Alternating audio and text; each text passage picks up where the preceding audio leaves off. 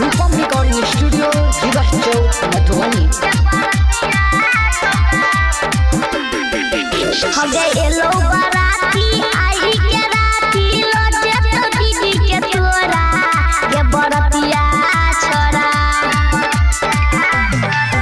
हम गए लो बाराती आई के राती लोटे तो दीदी के तोरा ये बरतिया छोरा।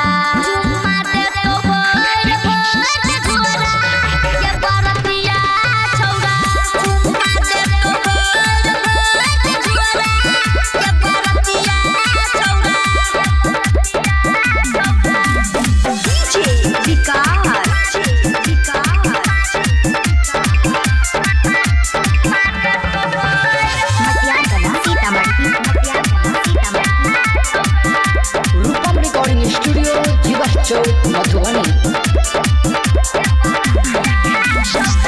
दिल से तोरा नीट जेतो लेन देन के भई गे आ एके रात में देतौ छौरा अपन परिचय गे।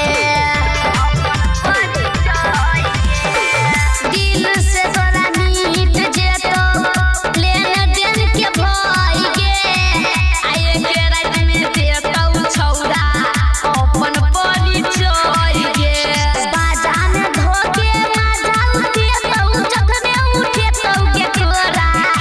बरतिया छोरा चुम्मा दे तो भोर भोर छोरा के बरतिया छोरा चुम्मा दे तो भोर भोर छोरा के बरतिया छोरा। डीजे विकार